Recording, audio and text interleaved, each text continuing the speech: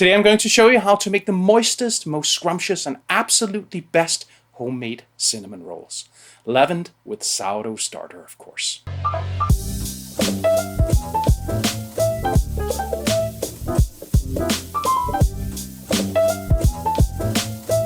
Hi, I'm Sune and I'm a food geek. Today I'm going to show you how to make sourdough cinnamon rolls. They are leavened with sourdough starter but are not the least bit sour. Anything made with sourdough starter is generally more moist than the same baked good made with commercial yeast, but we're going to amp that up even further. We're going to make the dough using a tangzhong, a water roux. Basically, flour and water are mixed and then cooked until the starches in the flour gelatinizes. This helps give a superior fluffy texture and also seals the water in the dough so that it stays moist much longer. It's a total win-win situation. The filling is made with about a third of regular sugar, a third of dark brown sugar, and a third of butter. That's basically the holy trinity of sweet baking. Oh yeah, and of course some cinnamon, which as it's baking is possibly one of the most intoxicating smells in the world. If you're new to this channel, I bake a lot of sourdough bread and I make delicious food from all over the world. If you want to see more of this content, please join me by subscribing and ringing the bell so you won't miss any future videos. The dough is an enriched dough, enriched with butter, sugar, milk, and eggs. This will make it rise really slowly, but also make it ridiculously tasty. The flour is 100% bread flour. All the rich ingredients will temper the gluten development so that the crumb is not going to be chewy. The hydration of this dough is about 70%, but that is not the end goal. We'll put in as much flour as needed to get the right consistency. I'm making the dough by hand. I love to have a feel for the dough, but you can easily make it on a machine if you're feeling lazy or you have problems making it impossible to do kneading. I won't judge. If you'd like to support the channel, please consider becoming a member at Patreon. You can also buy some merch or use the links in the description for tools and ingredients. Those were the words. This is the recipe. There's a link in the description for the recipe on my website. First, we're going to make the tangzhong. To a microwave-safe container, add 30 grams of bread flour,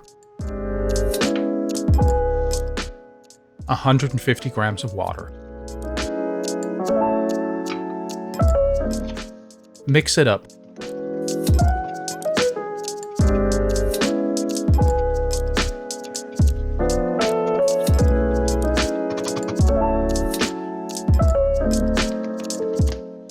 Put it in the microwave on full for about a minute. Then check the temperature. It should be at or above 65 degrees Celsius, 150 degrees Fahrenheit. If it's not warm enough, heat it in 10-second increments until it is. Then mix it all together and put it somewhere cool until it's below 30 degrees Celsius, 86 degrees Fahrenheit. If you don't have a microwave, you can prepare it in a pot on a stove. Once it's cooled down, it's time to mix the dough. Add 420 grams of bread flour, 70 grams of sugar, 10 grams of salt, and then mix it up.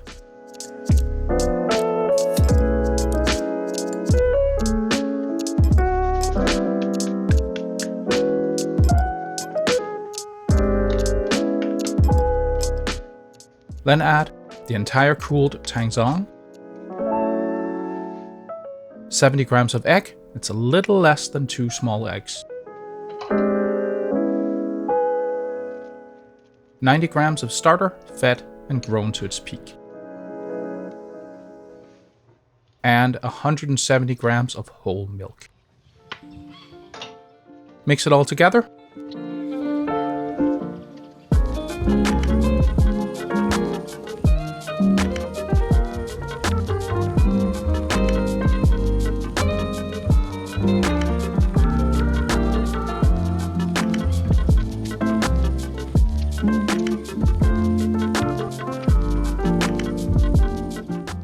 Once it comes together, we can start adding flour. I start with 100 grams that I add little by little.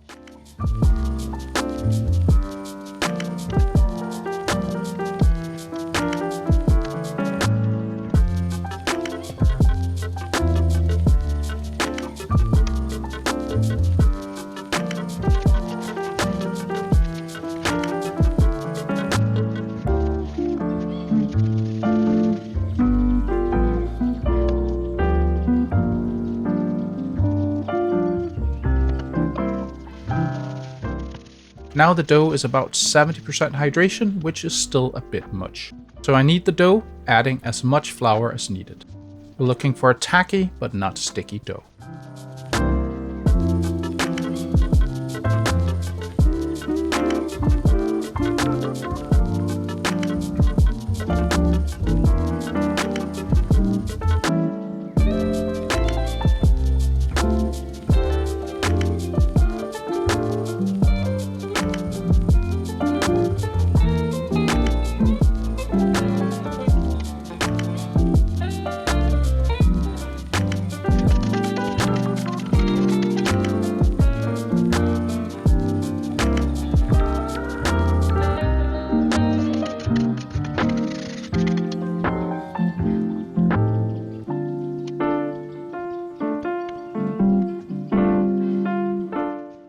This looks good for now.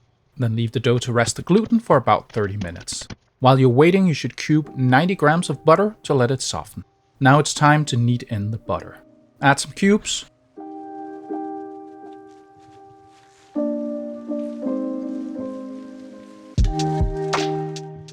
Knead the dough until it seems like the cubes are gone.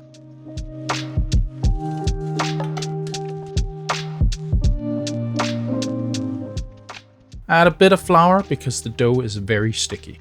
Be careful with this as you may overflour the dough until you know how it is after the butter's kneaded in.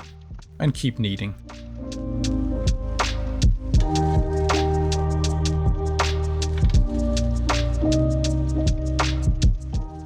Now the butter is leaving the dough.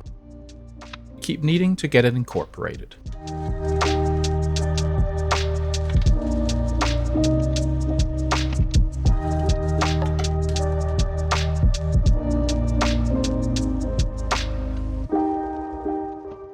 Use a scraper once in a while to gather the butter so it can be kneaded into the dough.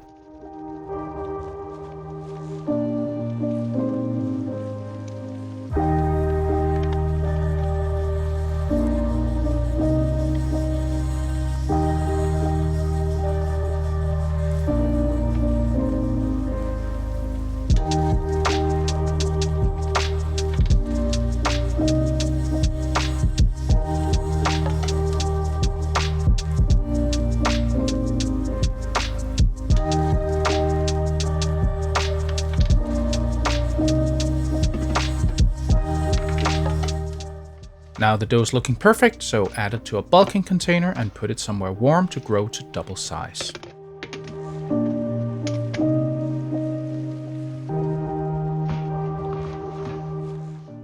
This took around 7 hours in my proofer set to 30 degrees Celsius, 86 degrees Fahrenheit, so be patient.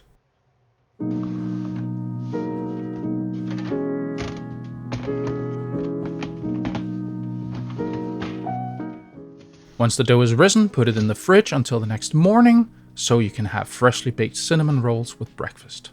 If you want to, you can go straight to shaping. In the morning, I turn my oven on to 180 degrees Celsius, 350 degrees Fahrenheit. Then it's time to make the filling.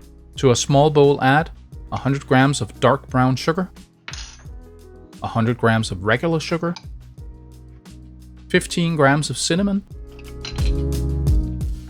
and 100 grams of soft butter. I just kept the butter out all night so it'd be ready for making the filling.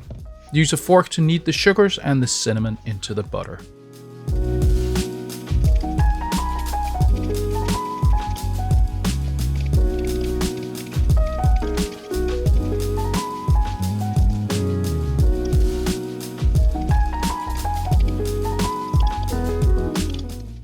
Keep going until it's pretty uniform.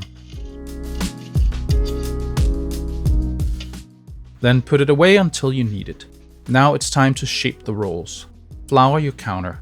Get the dough out of the bulking container onto the flour.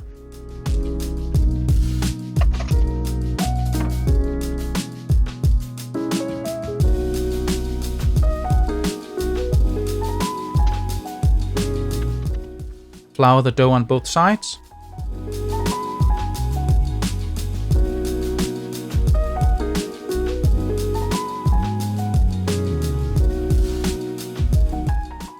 Then roll it out into a rectangle about 50 centimeters times 30 centimeters, about 20 inches times 12 inches.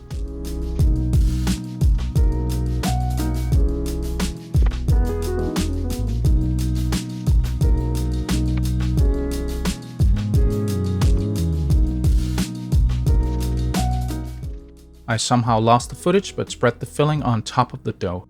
At the top, leave about 2.5 centimeters, 1 inch of room, but go all the way to all the other sides. Then roll the dough tightly, cut off the edges to get to the filling, slice them into 12 equally sized pieces. Then put the pieces on 2 baking sheets lined with parchment paper. Then mix an egg wash made from 1 egg and 1 tablespoon of water.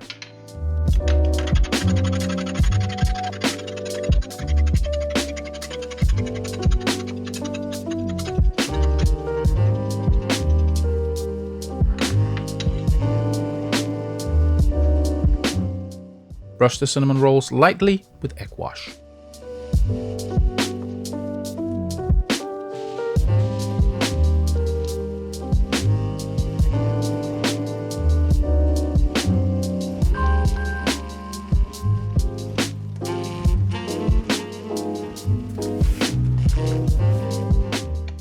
Then put both sheets in the hot oven.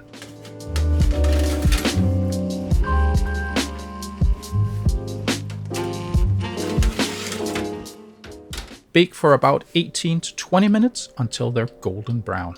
If your oven heats unevenly, rotate the sheets after about 10 minutes.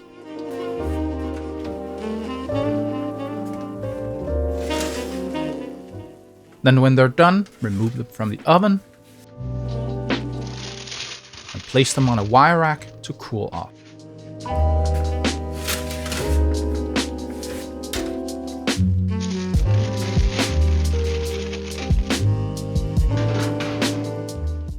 Once they're cooled, it's time to make a glaze. To a small bowl, add 32 grams of egg white, I used pasteurized, and sift in 150 grams of powdered sugar.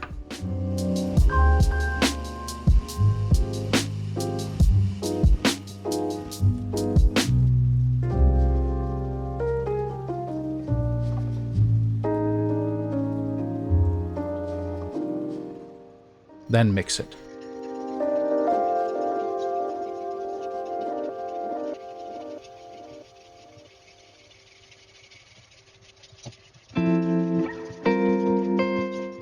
Mine seems to be a bit stiff, so I added 8 grams of additional egg white.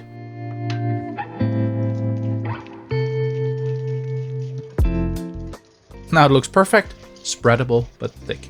Then pour it onto the rolls. You can be creative or just put a big glob in the middle. There are no rules.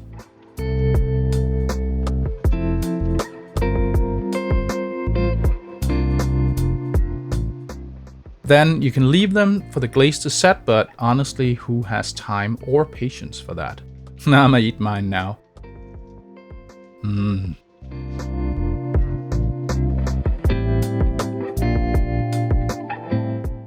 Damn, that's good. While I finish my roll, you can watch these beauty shots.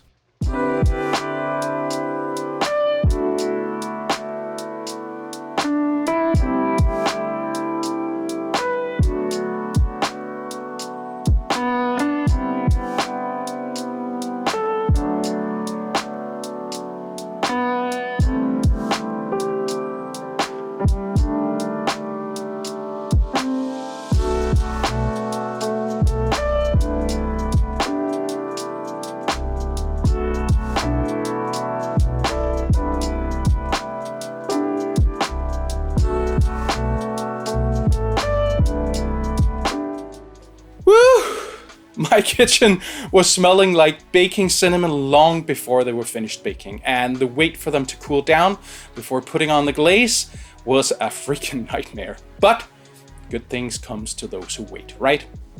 If you'd like a more traditional cream cheese topping, I put a recipe for that on my site with the written recipe. I hope you learned something today. See you next time.